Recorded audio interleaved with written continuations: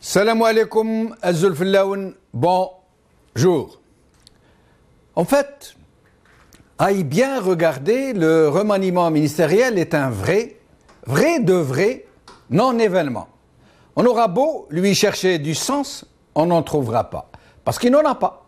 Ni de sens, ni d'importance, ni de perspective.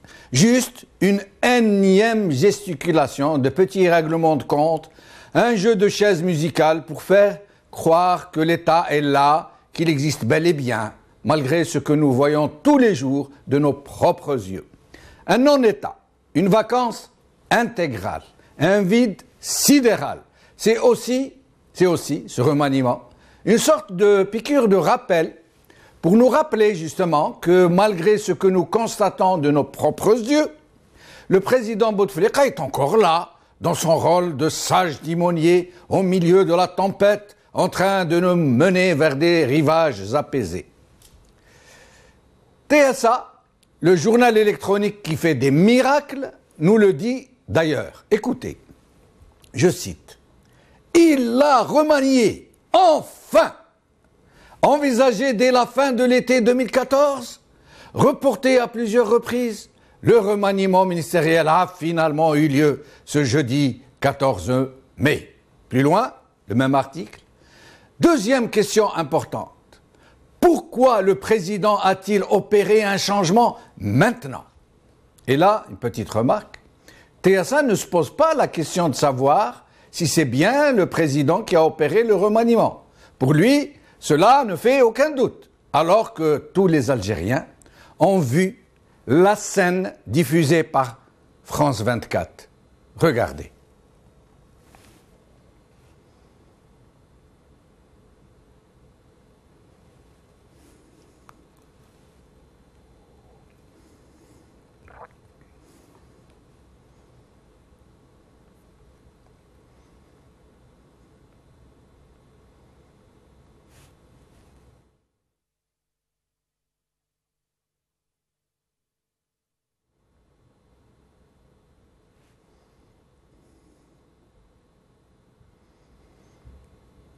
Voilà, tristes images dont on se serait passé volontiers, mais il faut mettre le doigt sur les choses. Et donc, TSA se pose la question, pourquoi le président a-t-il opéré un changement maintenant? Et il poursuit. Et là, il distille en noir et blanc ce que les mauvaises langues persiflent dans les coups de fil assassins. Écoutez. Certes, plusieurs ministres ont été ces dernières semaines les cibles de critiques et d'accusations de corruption, de mauvaise gestion. Ils sont devenus trop encombrants pour le gouvernement.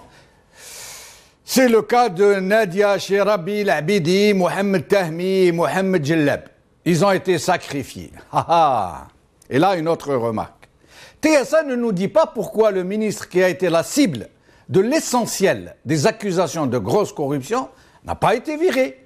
Il ne nous dit pas pourquoi Roule est devenu inamovible, pas un mot.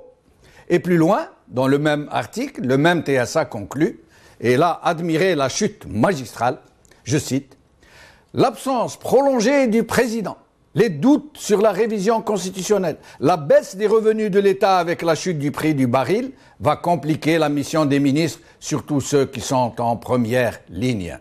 Finance, commerce, industrie, mais pour le président et son entourage, les enjeux se situent ailleurs. » Fin de citation. Vous aurez admiré, j'espère, le bel euphémisme, l'absence prolongée du président.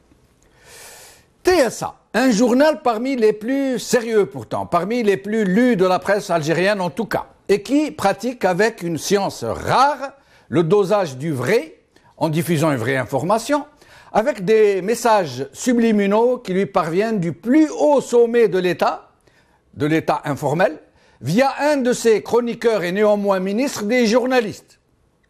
TSA, comme d'autres journaux qui font de la manche publicitaire et qui ne s'en cachent même plus, semble donc n'avoir aucun doute sur la personne de celui qui dirige le pays et qui vient de procéder à ce remaniement partiel. Pour lui, c'est le président Bouteflika et personne d'autre. Pas besoin d'imagination pour savoir qui dicte le message.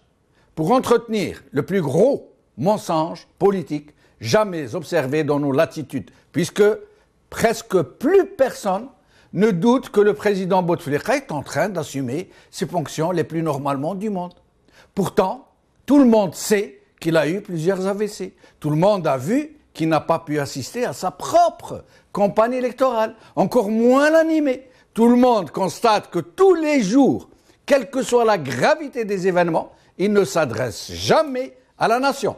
Tout le monde l'a vu, malgré la sélection des images par son entourage, dans quel état pathétique il se trouve. Tout le monde sait qu'il est pris en otage par ceux qui ont capté la réalité du pouvoir. Mais ces gens ont réussi à endormir tout le monde, à droguer tout le monde, au point où même dans l'opposition, des chefs de parti pensent que ce président continue à diriger le pays un tant soit peu, qu'il a des moments de lucidité.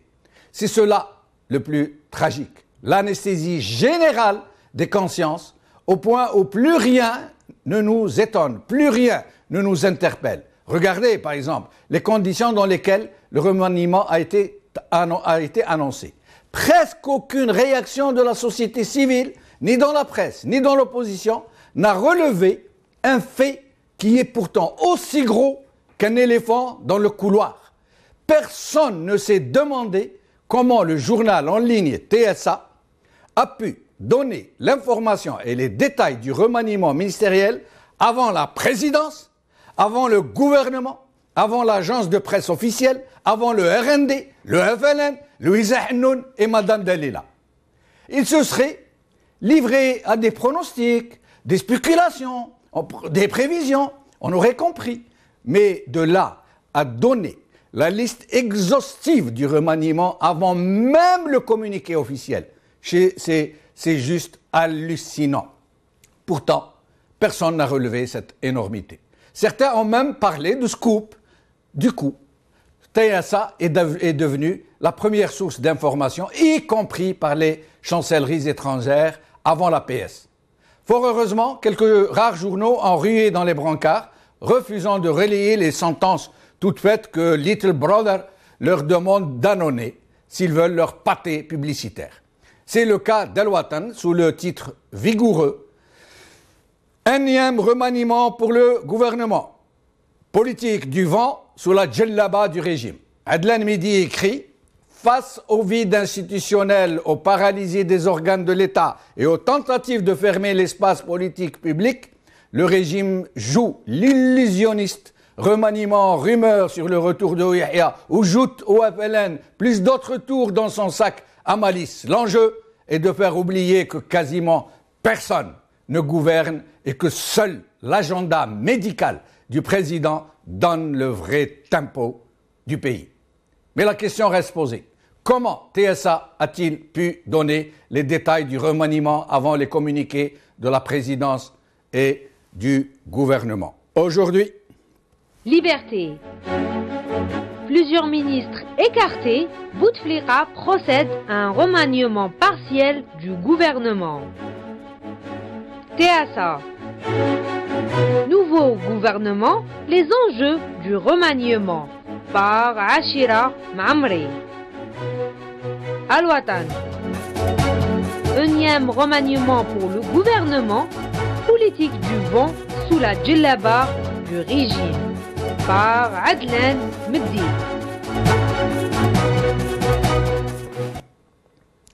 Avec nous, j'ai le plaisir d'accueillir aujourd'hui Karim Tabou, président de l'UDS, et Amira Bouraoui, médecin, membre fondatrice de Barakat. Karim Tabou, merci d'être avec nous aujourd'hui. Ah, il y a un souci.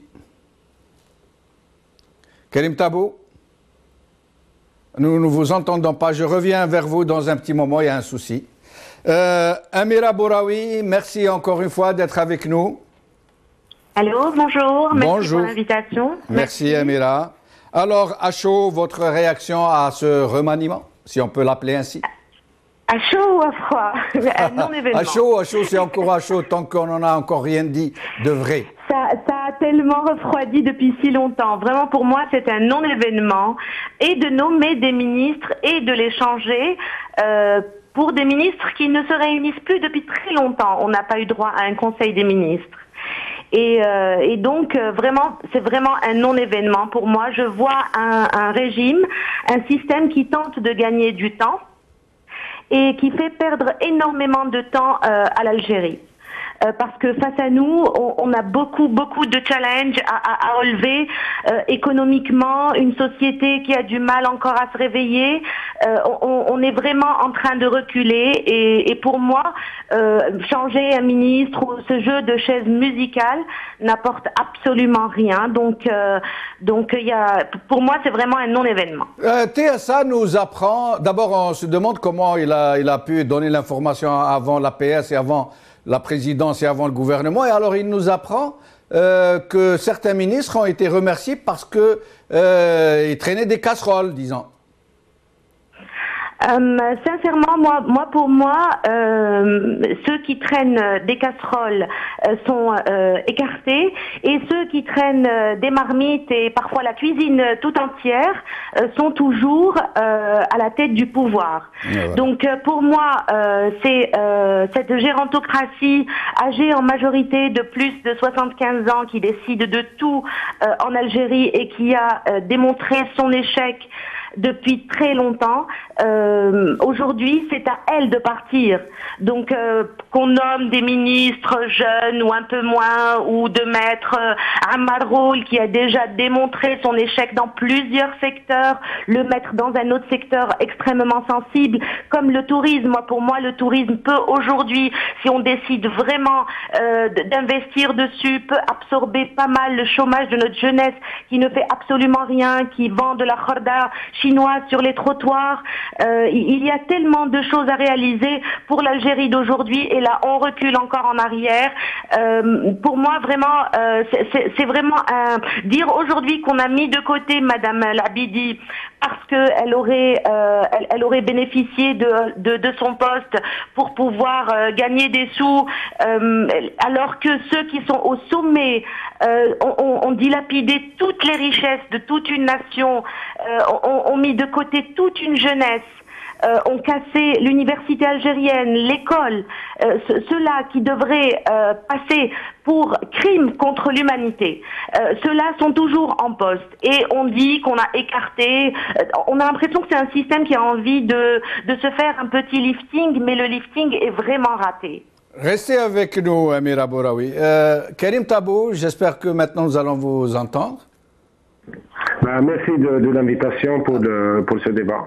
Merci d'être avec nous, Karim. Alors, avant d'entrer dans le vif du sujet, vous avez demandé l'agrément pour votre parti, pour celui que vous représentez, l'UDS.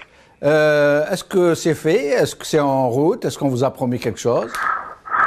Pour l'instant, ce que je sais, c'est que notre dossier est complet. Il ne souffre d'aucun manque, qu'il soit un manque administratif ou légal. C'est-à-dire nous avons respecté intégralement la loi et que c'est bloqué au niveau des services du ministère de l'Intérieur. Et vous savez très bien que le traitement de dossier se passe sur des motifs politiques plus que sur des motifs administratifs et légaux. Donc, très clairement, nous subissons le blocage politique par des services du ministère de l'Intérieur, mais bien sûr du pouvoir politique en place.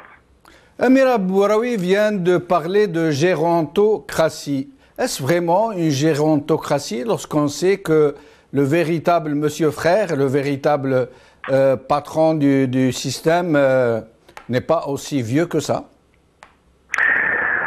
Enfin, en tout cas, il y a des avis différents sur la question. Moi, je pense pas que le problème se pose en termes ni de personnes, ni de l'âge de ces personnes. Depuis toujours, la gestion du pays n'obéit pas ni aux normes démocratiques, ni à aucune norme d'ailleurs. Et vous avez évoqué dans votre exposé que j'apprécie beaucoup le caractère clandestin du pouvoir. Des informations qui viennent du pouvoir, assez souvent, ils passent par des canaux qui ne sont pas les canaux officiels. Et je tiens à rappeler pour des gens qui suivent l'émission que la première fois où le président de la République fut transféré à Val-de-Grâce, les Algériens ont attendu des jours et des jours pour avoir d'infos sur l'état de santé du président. Et il a fallu donc aucun officiel algérien n'a eu la chance d'aller rendre visite. Le seul à avoir eu cette chance, c'était le chanteur Chabmami, qui était la seule personne à avoir rendu visite au président, donc à avoir informé les Algériens sur l'état de santé du président. Et donc c'est vraiment un système de fonctionnement et un système de communication qui fait que le premier clandestin dans ce pays, c'est le pouvoir lui-même, qui ne s'exerce pas dans les institutions, qui n'obéit pas à une norme quelconque, qui n'obéit et donc qui accepte aucun contrôle. Voilà la situation du pays. Et je comprends parfaitement pourquoi le canal de TSA soit le canal choisi. Souvenez-vous que TSA a été également le canal par lequel toute une polémique avait éclaté entre le secrétaire général du FLN, qui a choisi ce canal, oui, pour s'attaquer, comme on le sait, sur la polémique qu'il y a eu avec le chef du DRS, le général Toufik. Oui, donc aujourd'hui, le pays continue de faire semblant de fonctionner d'une certaine manière, mais en tout cas, les institutions sont à l'arrêt, le pays est à l'arrêt, et les citoyens sont inquiets. Contrairement à ceux qui disent qu'il n'y a pas eu de réaction, bien au contraire, la non-réaction aujourd'hui est une attitude politique, j'allais dire, qu'il faut saluer. Les Algériens n'attendent plus rien de ce système, ni des changements de ministres, ni de gouvernement, parce que ils ont bien conclu qu'avec ces gens, il n'y a pas lieu d'attendre grand-chose, et le pays se maintient donc son état de crise et d'instabilité. Mais justement, pour en revenir à TSA, avant de rentrer dans le sujet, vous pensez que le fait que TSA ait été le premier à rapporter les détails les plus infimes du remaniement soit un scoop, ou est-ce vraiment le signe d'un délabrement quasi total de l'État? C'est le fait que le pouvoir s'exerce dans la clandestinité. C'est parfois nous-mêmes, nous les militants politiques, et on apprend des choses des chancelleries étrangères. Souvenez-vous, quand il y a eu le dépôt d'un projet de loi au niveau de l'Assemblée nationale sur la criminalisation du colonialisme, le premier à avoir donné l'information que le projet allait être retiré du bureau du Parlement, c'était Bernard Kouchner, qui était ministre des Affaires étrangères français. Donc, assez souvent, les informations les plus importantes, on les trouve chez les chancelleries étrangères, et parfois dans les canaux qui sont pas les canaux de l'État, c'est-à-dire c'est pas communiqué ni par un communiqué officiel, ni et assez souvent la rumeur a toujours été la rumeur d'un côté, mais également le canal officieux a toujours été le lieu où se passait, ou là où circulait l'information concernant les affaires de l'État. Restez avec nous, Karim Tabou. Vous parlez très justement d'une sorte de trabendisme informatif, si je peux dire, médiatique. Amir Abouraoui, Karim Tabou vient nous dire que la non-réaction à ce remaniement est une forme d'attitude politique. C'est une attitude politique. Vous pensez que en ne réagissant pas, la société civile et les Algériens d'une manière générale commencent à entrer dans une sorte d'attitude, une sorte de désobéissance civile qui se profile à l'horizon? La non-réaction, depuis déjà un moment, est déjà une triste réaction. Le fait de voir une société qui ne réagit absolument plus à tout ce qui se passe autour d'elle, je ne sais pas si je dois considérer ça comme un fait positif. Mais ça fait déjà un moment qu'on ne réagit plus, qu'on ne vote plus, qu'on ne donne plus notre avis parce qu'on ne croit plus en ce régime depuis déjà un long moment. Mais maintenant, aujourd'hui, et même quand on a tenté de réagir, face à nous, on a eu un régime qui s'exerce depuis longtemps dans la manipulation, qui s'exerce depuis longtemps dans la manière d'arrêter tout processus poussant vers une éventuelle c'est-à-dire une société qui tente de s'accaparer le pouvoir en quelque sorte. Lui, ce régime-là fait tout pour briser. Il a fait de nous effectivement une société un petit peu anesthésiée. On est là, on regarde, ça ne nous intéresse plus parce qu'on sait très très bien qu'avec ce régime et tant qu'il perdurera, il n'y aura pas d'espoir ni absolument rien.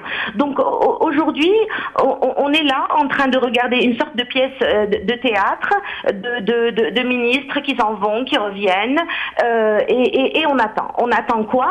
On attend que Bouteflika meure. Au lieu, parce qu'on a demandé l'application de l'article 88, on a tenté à plusieurs reprises de manifester, etc. On s'est retrouvé dans des commissariats, on a retrouvé des militants derrière les barreaux. Donc ils ont tout fait pour casser cette société. Et aujourd'hui, c'est une sorte de secte hermétique, fermée sur elle-même, qui gère toute une nation et qui a mis complètement le peuple à côté. Et on attend, en fait, on a l'impression que c'est un petit peu le régime tunisien de l'époque de Laïla Trabelsi, etc., qui s'est mis en place. Et dans le rôle de Laïla, effectivement, il y a Saïd Bouteflika, avec un frère complètement malade. Et on est là, on attend. Restez avec nous, Mira Bouraoui. Voilà qu'un angle, Karim Tabbous, intéressant semble se dessiner au fil de la discussion. Donc vous pensiez que la non-réaction est en elle-même, en soi, une attitude politique. Karima Bouraoui pense le contraire. Elle dit que c'est une attitude de société anesthésiée, qui tue l'espoir, qui est spectateur, qui est spectatrice une sorte de pièce de théâtre qui attend. Et vous pensez réellement que ne pas réagir devant de telles situations est vraiment une attitude politique? Non, j'ai pas dit ne pas réagir. J'ai dit tout simplement que la société civile n'a pas réagi au remaniement du gouvernement. Mais sinon, en termes de réaction, d'activité permanente, d'action, de militantisme, de lutte quotidienne, je tiens quand même à rappeler qu'il y a eu des événements qui durent encore. À Ain Salah, à Ghardaïa, il y a eu des grèves des enseignants, il y a eu une manifestation, je pense qu'on n'a pas mis en avant ça d'une manière forte. Les étudiants de Constantine, sur lesquels on a lâché des chiens dressés, donc c'est un procédé digne de la mercenariat et puis des pratiques coloniales. Donc aujourd'hui, la société bouge sur le front politique, social, etc. Par contre, l'événement de remanier un gouvernement ne peut pas être considéré par la société, par des partis politiques comme un événement qui nécessite des réactions. Je pense que le président de la République algérienne démocratique et populaire, Abdelaziz Bouteflika, est celui qui a consommé le plus grand nombre de ministres en peu de temps. Le nombre de remaniements, on ne se souvient plus qui était Premier ministre à son arrivée et combien de ministres ils sont passés. C'est vraiment une espèce de défilé de mode qui ne s'est pas arrêté. Donc cet événement-là ne peut pas faire réagir la société. Par contre, les gens ils sont attentifs. La société, l'élite, les partis politiques, les militants des associations, ils sont attentifs à ce qui se passe dans ce pays. Je ne pense pas qu'ils soient dans une attitude de résignation.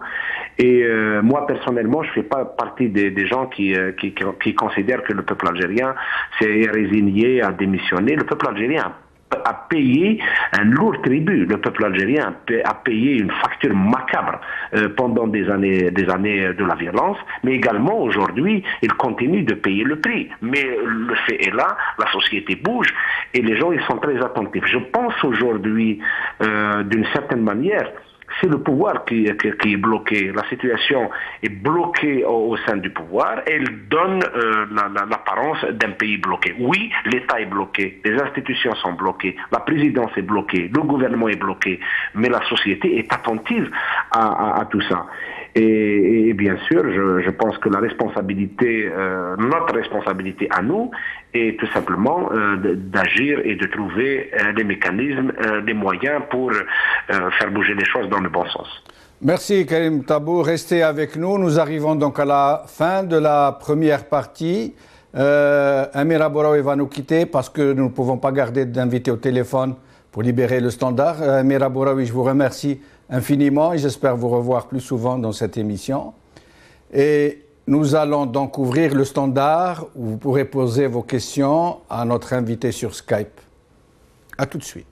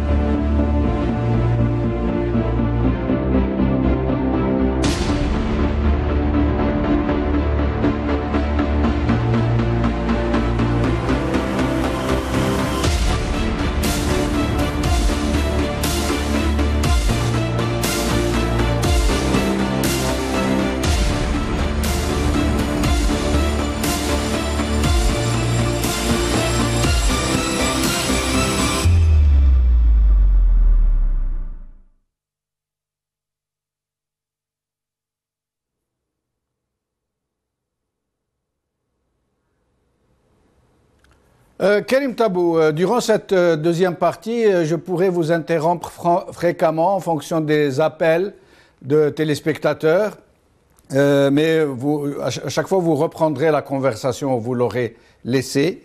Pour en revenir au remaniement proprement dit, comment vous pourriez l'évaluer en peu de mots?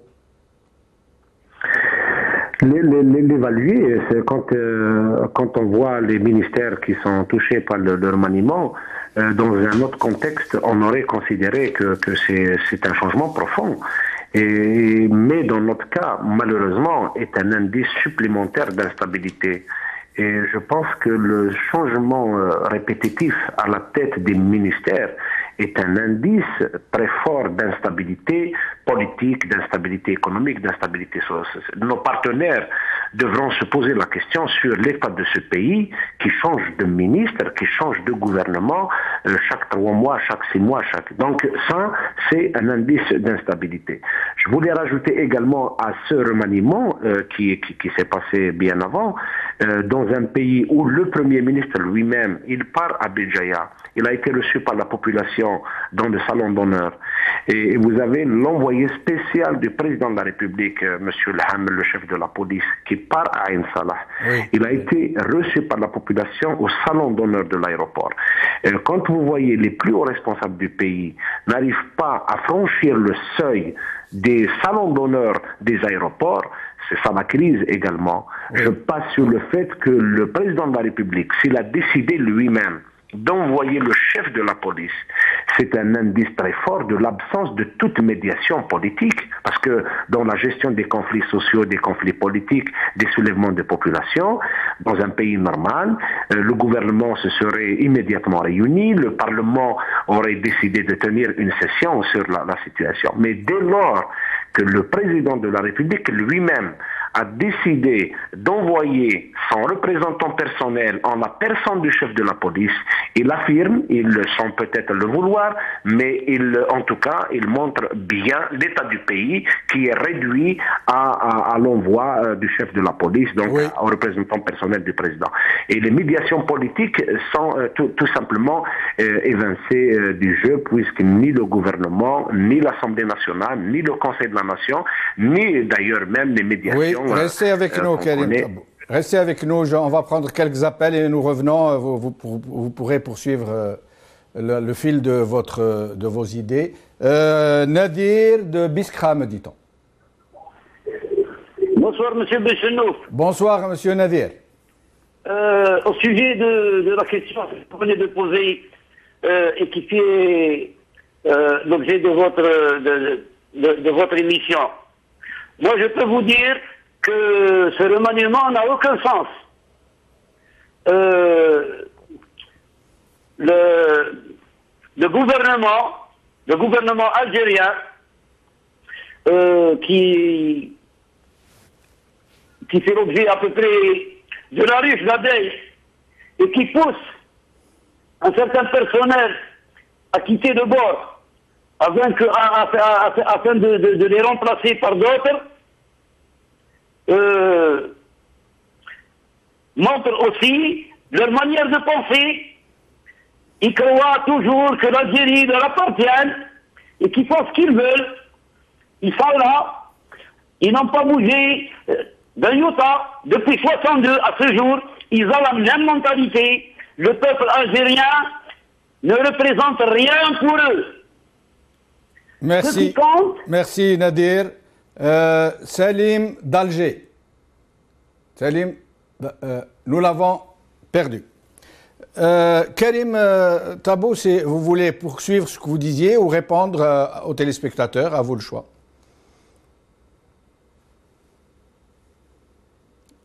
Oh, Karim, on ne vous entend pas, pardon. Il y a un souci. Karim Très bien. Oui, je vous en prie. Allez-y, je vous en prie, on vous entend. Moi, je vous entends très bien. On vous entend aussi. Ça irait donc, je disais qu'il est légitime que les amis qui appellent de partout considèrent que le remaniement n'a pas de sens. Bon, il n'a pas de sens pour nous, il n'a pas de sens pour le peuple algérien, mais là, il a beaucoup de sens pour ce qui se passe actuellement à l'intérieur du pouvoir. Je pense que dans un pays où on change le ministre de l'Intérieur, le ministre des Finances, le ministre de l'Énergie, et ce sont trois portefeuilles ministériels importants.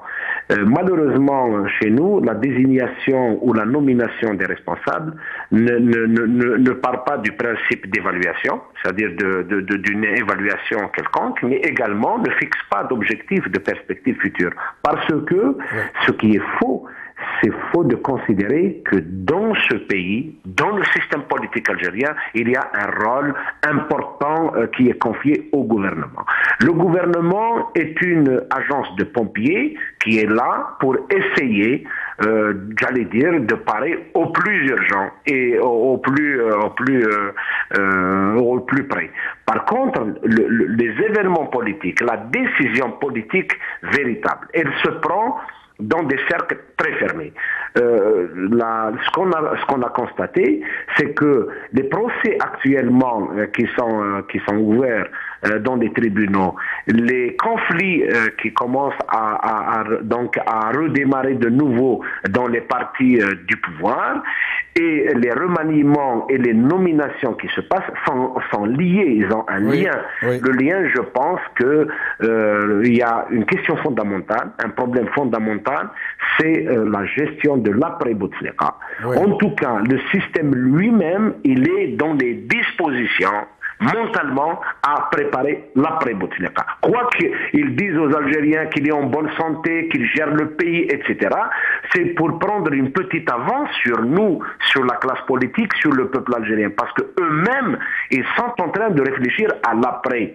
Souvenez-vous, il y a une année, on nous passe des médecins, entre parenthèses, à la télévision nationale, qui nous affirmaient que le président de la République était en convalescence et qu'il subissait des traitements intensifs et qu'il faisait de la rééducation et qu'il allait retrouver la parole dans 6 mois, dans une année. Nous sommes plus d'une année après l'accident cardiovasculaire qu'il a eu et il n'a pas retrouvé la parole et vous avez bien montré les images tristes qui ont été passées par France 24. Donc aujourd'hui, au même moment où on nous vend le discours que le président, c'est lui qui nomme les ministres, c'est lui qui va proposer la Constitution, c'est lui qui gère le pays, on au même moment, eux, à l'intérieur de la coupole est composée de plusieurs personnes, de plusieurs groupes d'intérêt et de personnes, sont en train donc de préparer l'après-Bouteflika. Nous allons prendre quelques appels. Belkacem de France.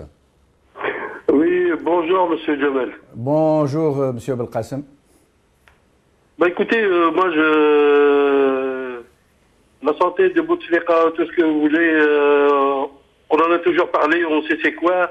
Le système, on le connaît. Moi, il y a 2-3 ans en Algérie, vous m'écoutez? Oui. Vous m'écoutez? Oui, on vous entend. Poursuivez. Moi, il y a 2-3 ans en Algérie, j'ai voulu, avec des gens, faire un parti. Oui. J'ai posé 2 questions. Oui, je vous en prie. Je lui ai dit, pour faire le parti, qui c'est qu'il y a derrière? Parce qu'il faut des gens, pour s'appuyer, il faut des gens importants. Une. Et la subvention, parce que c'est l'État algérien qui paye, les squatteurs de la présidence. Moi, j'appelle ça comme ça. Oui. C'est eux qui payent les partis. Donc, expliquez-moi comment un parti va se créer. Nous demanderons à Karim Tabou de vous répondre. Mabrouka d'Alger. Nous l'avons perdu. Omar d'Alger. Allô, bonjour Monsieur Jamal. Bonjour Monsieur Omar. Bon, moi je veux intervenir sur un point qui est très très important. Je vous en prie. Bon, ce qui se passe au gouvernement, c'est mon événement bien sûr. Sauf que ce que je veux interpeller, c'est les journalistes. Pourquoi qu'ils n'aillent pas à ces ministres-là et leur demander pourquoi ils ont été écartés? Je crois que oui. Peut-être on aura des réponses. Je vous réponds tout de suite. Généralement, les ministres qui sont écartés, ils ne font rien, ils ne bougent pas parce qu'ils espèrent soit retourner, être rappelés, soit ils espèrent un petit poste de compensation, de consul général, peut-être même d'ambassadeur. Et donc, ils ne branchent pas, ils n'insultent pas la main qui les nourrit. Je retourne à Karim Tabou, si vous voulez répondre aux téléspectateurs ou poursuivre ce que vous disiez.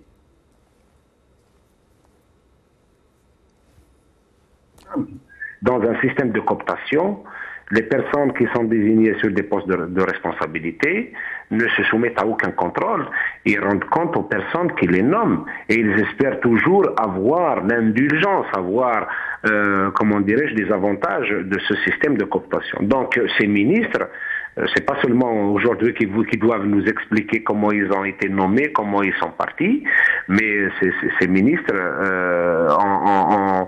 ont été les fidèles ministres dans l'exécution des politiques du pouvoir. En tout cas, si je cite que l'exemple du ministre de l'Intérieur, à la fin de son mandat, entre parenthèses, le terme mandat ne convient pas dans ce cas, mais c'est juste pour indiquer en termes de temps. Le ministre de l'Intérieur a fini quand même sa fonction de ministre de l'Intérieur avec l'interdiction des partis politiques, interdiction d'activités politiques, emprisonnement de journalistes et puis atteinte grave aux libertés.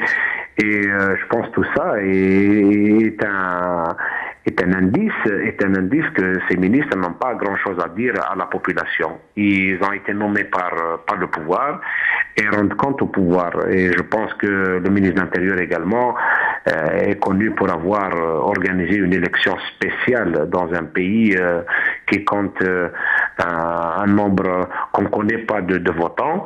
Il a quand même eu le courage d'annoncer, défiant des sciences politiques, défiant même la nature.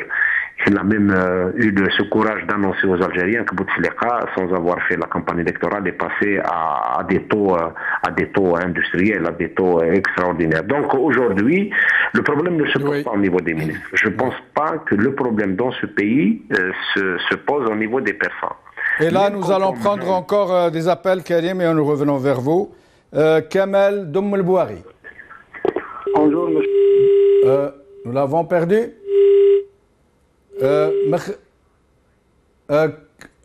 Kamel Oumbouari. Kamel Oumbouari. Makhlouf Tizi Ouzou. Makhlouf.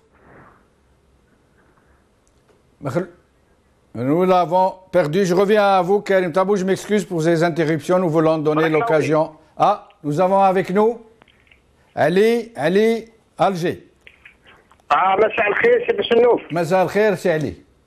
بارك الله فيك. الله يبارك فيك تفضل. Selon mon point de vue, le récent remaniement ministériel intervient à la suite de la visite du ministre français des Affaires étrangères.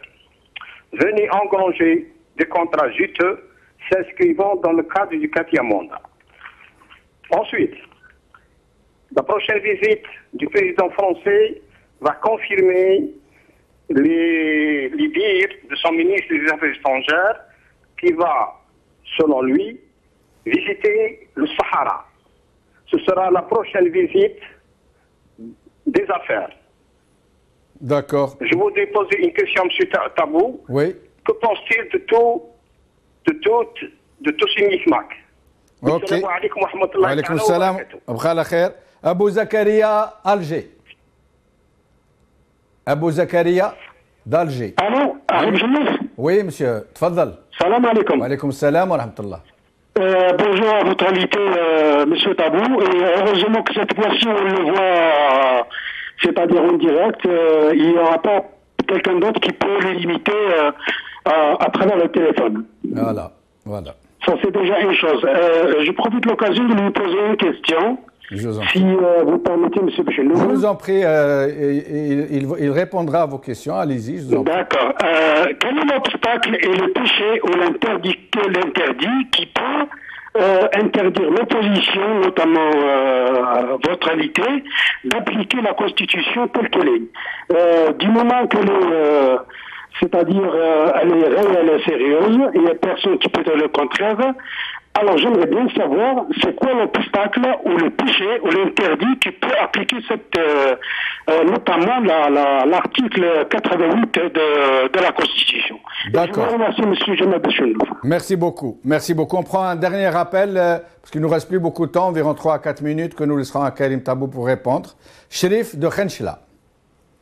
Oui, bonjour, monsieur Jamal Din. Bonjour, Khoya Chérif. Salam alaikum. Salam wa rahmatullah. Permettez-moi tout d'abord de vous transmettre une lettre des citoyens de Khenchla et de sortir un peu du sujet de votre émission. Je vous en prie. Mais il faut essayer d'être bref parce qu'il nous reste plus beaucoup de temps. Je vous transmettre le grand bonjour des Khenchlois et permettez-moi aussi de parler en arabe afin de transmettre la lettre qui m'est confiée par certains citoyens habitants de la village de Khenchla. Oui, je vous en prie, Chérif. Merci à nos compatriotes de Khenchla. Mais allez-y, vous avez environ 1 minute, essayez, parce qu'il ne nous reste plus beaucoup de temps. C'est le Sahari. ويقبلونكم أجمل تقبيل ويشدون على أيديكم وقناتكم الموقرة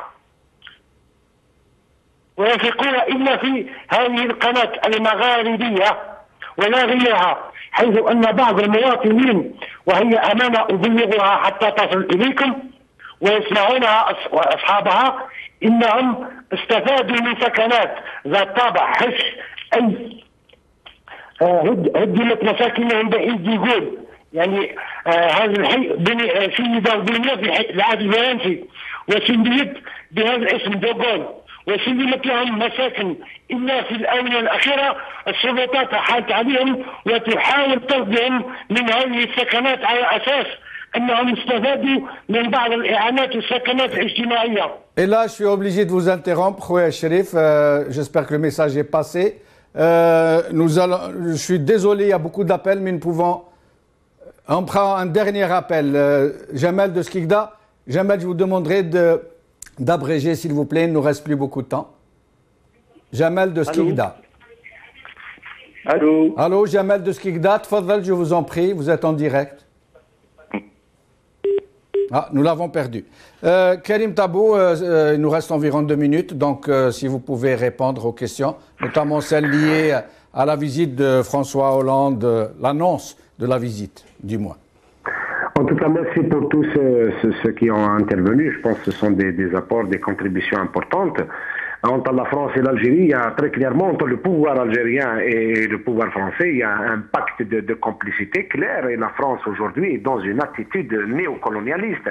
Elle considère que les richesses de l'Algérie sont à portée de main, d'autant plus que le pouvoir algérien, dans l'absence de légitimité interne, dans l'absence d'appui sur le peuple en termes de confiance, d'élections démocratiques, etc., la seule légitimité dont dispose aujourd'hui le pouvoir algérien, légitimité entre guillemets, entre parenthèses, c'est la reconnaissance, sa reconnaissance par les puissances étrangères, notamment la France. Je pense que la France a trouvé une proie facile et le pouvoir affaibli à ce point, on a tellement besoin pour donc tirer une légitimité. Le pouvoir algérien a eu une attitude toute simple, c'est tout céder à l'extérieur et tenter de tout prendre à l'intérieur. Il donne le gaz, il donne les contrats, il donne l'exploitation du gaz de schiste, il donne le territoire, il donne tout. Il veut tout prendre à l'intérieur en termes de liberté, en termes de droits. Il veut tout prendre. Et d'ailleurs, on a vu ces dernières années le silence complice de la France sur les graves dépassements, sur les droits de l'homme, sur les libertés dans le pays. Ce qui empêche l'application de l'article 88 est tout simple. C'est que dans notre pays, il n'y a pas un fonctionnement institutionnel, il n'y a pas de fonctionnement qui obéit à une norme quelconque, ni à la loi, ni à une norme quelconque. Tout le monde sait que le président du Conseil constitutionnel est désigné par le président de la République, lequel président du Conseil constitutionnel, tout le monde sait, a été cité parmi les personnes impliquées dans des scandales financiers graves. Donc, devant des situations comme ça, vous avez des personnes très affaiblies parce que ils sont impliqués dans des crimes, ils sont impliqués dans des crimes économiques, dans des affaires scabreuses. Donc, quand ils sont désignés dans un poste, ils obéissent à l'œil et au doigt du chef. Merci. Donc, deuxième des choses, c'est que l'Assemblée nationale, s'il avait émané d'une volonté populaire, s'il était vraiment représentatif du peuple algérien, il aurait tout simplement agi.